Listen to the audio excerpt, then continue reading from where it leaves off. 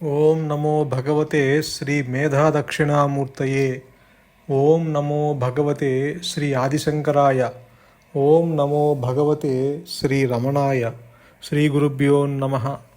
ఈ జీవుడు ఈ యొక్క జనన మరణ చక్రంలో మళ్ళీ పుట్టడము, మళ్ళీ చావడము, మళ్ళీ తల్లి గర్భంలో ప్రవేశించి అక్కడ ఉండటము, ఈ అంతులేని సంసార జనన మరణ చక్రబంధం నుంచి తప్పించుకోవడం ఎంతో కష్టమైన పని. ఈ వాసనలు అంటే ఆ హిడెన్ టెండెన్సీస్ అంటే కోరికలు, కర్మ ఫలాల కారణంగా ఈ ఏదో ఒక దేహాన్ని ధరించి జన్మ పొందుతూ ఉన్నాడు ఈ జీవుడు. ఆ జన్మలో కొన్ని వాసనలు, కర్మఫలాలను ఖర్చు చేసుకుంటాం.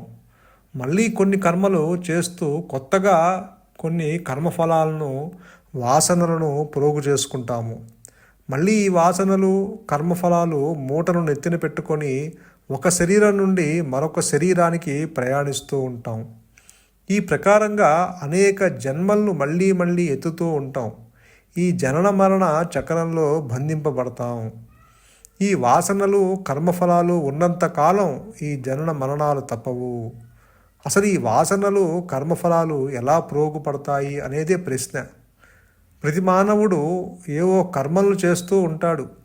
మమకారంతో, కోరికతో, రాగద్వేషాలతో కర్మలు చేసినప్పుడు చేసిన కర్మల కారణంగా కర్మఫలాలు, కోరికల కారణంగా వాసనలు చేరుకుంటాయి.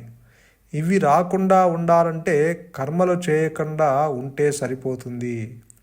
అయితే మానవుడు ఏ పని చేయకుండా ఉండటానికి బండరాయి కాదు కదా, కనుక ఏదో పని చేయాల్సిందే. ఇక్కడ కర్మలు చేస్తూ ఉండవలసిందే అని భగవద్గీతలో బోధించినట్లు కర్మలు చేయకుండా ఒక్క క్షణం కూడా ఉండే వీలు లేదు. అయితే ఎలా చేయాలి? కోరికలు లేకుండా, నేను చేస్తున్నాను అనే స్పృహ లేకుండా, అనగా కర్తృత్వ బుద్ధి లేకుండా, అంటే దర్పణ బుద్ధితో, కర్మలతో ఎట్టి సంఘభావము లేకుండా నిష్కామంగా చేయాలి. ఇలా చేసినప్పుడు కొత్త వాసనలు దరిచేరవు, కర్మఫలాలు అంటవు. ఇలా చెయ్యాలంటే మనము మన నిజస్వరూపం ఏమిటో తెలుసుకొని స్వస్వరూపమైన ఆత్మలో నిలిచి, పరమాత్మలో మనస్సు నిలిచి ఆ మూలంలో ఉండి నిర్లిప్తంగా చెయ్యాలి. అప్పుడే పునర్జన్మ ఉండదు. అలా చేయనంత కాలం పుట్టడం, చావటం అనే చక్రబంధంలో ఇరుక్కుపోవాల్సిందే. జనన మరణాల వల్ల మనకు ఏమిటి నష్టం? పుట్టేటప్పుడు ఏడుపు, పెరిగేటప్పుడు ఏడుపు, రోగాలు వస్తే ఏడుపు, ముసలితనం వస్తే ఏడుపు, కోరుకున్నట్లు జరగకపోతే ఏడుపు, నీవు అనుకున్నది దూరమైతే ఏడుపు, చివరికి మరణించేటప్పుడు కూడా అయ్యో అందరినీ వదిలిపోతున్నాననే ఏడుపు. ఆ అవ్యక్త లోకాల్లో ఎన్ని కష్టాలు పడాలో, ఎంత నరకం అనుభవించాలో అని ఏడుపు. మళ్ళీ పుట్టేటప్పుడు తల్లి గర్భంలో ప్రవేశించాలి. అక్కడ తల్లి తీసుకున్న ఆహారంతో పెరగాలి. అక్కడ ఉండటానికి చాలా ఇరుకు, సూక్ష్మజీవులు ఇబ్బంది పెడుతూ ఉంటాయి. జుగుప్సాకరమైన రక్తము, చీము, మాంసము మొదలైన పదార్థాలతో నివాసం.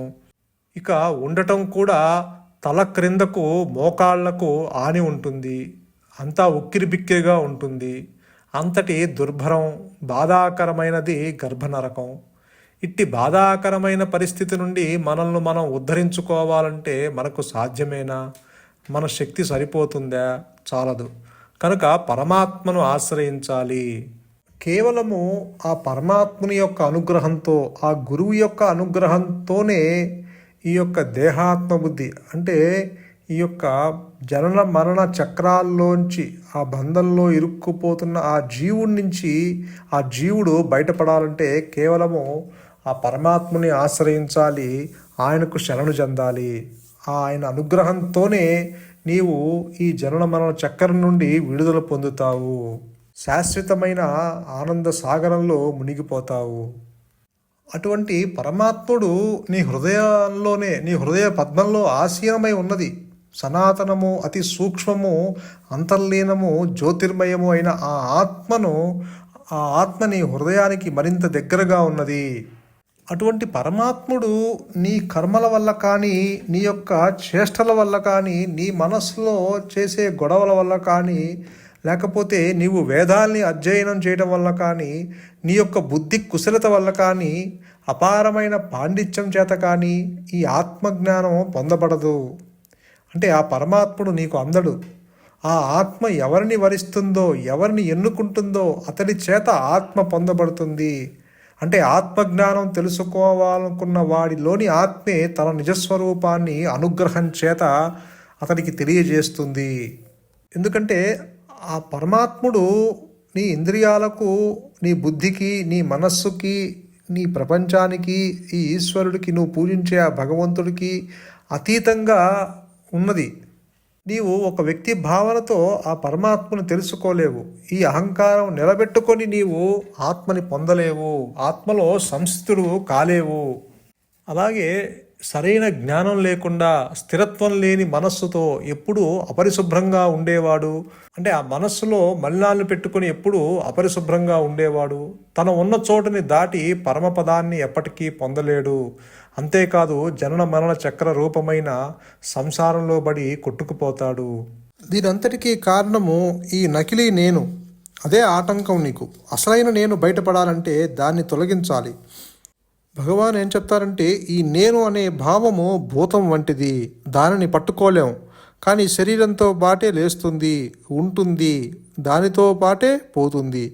ఈ శరీరం ఉందనే స్మారకమే తప్పు. నేను ఆ ఎరుకను పోగొట్టుకో. నేను యొక్క మూలాన్ని తెలుసుకోవటం వల్ల అది సాధ్యమవుతుంది. నేనున్నానని దేహం అనదు. ఈ శరీరమే నేను అనేది నువ్వే. ఈ నేను ఎవరో తెలుసుకో, దాన్ని మూలాన్ని వెతుకు, అది అనుగ్రహం చేత మాయమైపోతుంది అంటారు భగవాన్. కాబట్టి దానికి నీ కర్తవ్యము ఉండటమే అంటారు. ఇదిగా అదిగా ఉండటం కాదు. నేనైన నేను అన్నది వాస్తవాన్నంతా చెప్తుంది.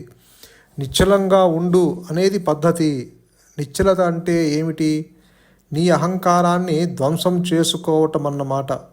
ఏ రూపమైన నామమైన చిక్కుని తెచ్చిపెడుతుంది. నేను ఫలానా అనే భావాన్ని విడిచిపెట్టు. ఆత్మ సాక్షాత్కారానికి కావలసిందల్లా నిశ్చలంగా ఉండటమే. అంతకన్నా తేలికైనదేమిటి? అందువల్ల ఆత్మవిద్యని పొందటం అన్నిటికన్నా తేలిక అంటారు భగవాన్ రమణులు.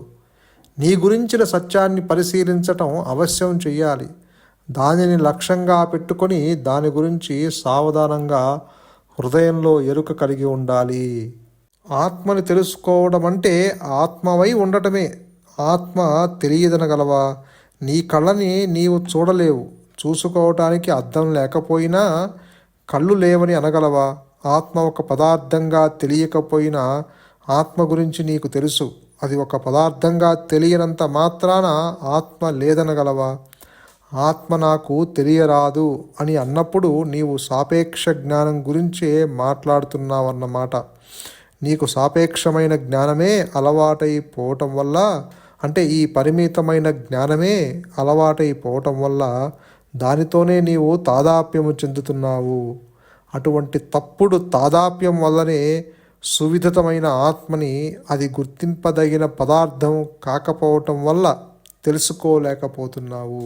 అంటే భగవాన్ ఏం చెప్తున్నారంటే, నీవు ఒక పరిమితమైన జ్ఞానంతో ఒక పూర్ణ జ్ఞానాన్ని ఎప్పుడూ తెలుసుకోలేవు, ఎప్పుడూ గుర్తించలేవు. అందువల్ల నీకు ఆత్మ తెలియదు అని అంటున్నావు. పైపెచ్చు ఆత్మని తెలుసుకోవటం ఎట్లా అంటూ కూడా ప్రశ్న వేస్తున్నావు. అందుకే భగవాన్ ఏం చెప్తారంటే, నీవు ఎప్పటికీ ఆత్మని తెలుసుకోలేవు.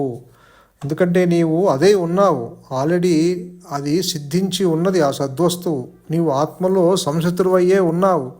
కాకపోతే నీవు రాంగ్ ఐడెంటిఫికేషన్తో తాదాప్యం చెంది ఉన్నావు. అంటే నీవు కాని దానితో నీవు తాదాప్యం చెందావు. నేనంటే దేహము అన్న భావన కలిగి ఉన్నావు. కాబట్టి ఆ మూల తలంపులోంచి నీవు విడుదల పొందు అంటారు. దానికి నీవు చేయవలసిందల్లా నిశ్చలంగా ఉండటమే. అంటే నీ మనస్సును అంతర్ముఖం చేసి ఆలోచనలు లేని మనస్సుని అలవాటు చేసుకో. ఆలోచనలు లేని మనస్సే ఆత్మ అంటారు భగవాన్. శంకరులు కూడా అదే చెప్తున్నారు, నిశ్చల తత్వే జీవన్ముక్తి అని. భావశూన్యంలోనే సద్భావ స్థితి కలుగుతుంది. కాబట్టి ఒక్క చింతా విహీనంతో, ఒక్క ఆలోచనలు లేని మనస్సుతోనే నీవు కనుక నిలబడితే స్వరూప జ్ఞానం ఏదైతే ఉన్నదో అది జ్ఞాన వృత్తి చేత అహమహమంటూ తనకు తానుగా ప్రకటిస్తున్న స్థితిని నీ స్వరూపంగా గ్రహించేటట్లు నిలిచేటట్లు అనుగ్రహం చేత అది ప్రకాశిస్తూనే ఉంటుంది అన్న స్థితి ఏర్పడుతుంది. అప్పుడు రెండు నేనులు ఉండవు, ఉన్నది ఒకటే నేను, అదే అహంస్ఫురణ. మంచిది. మౌనమే శరణ్యం, మౌనమే నీ సహజత్వం. ధన్యోస్మి.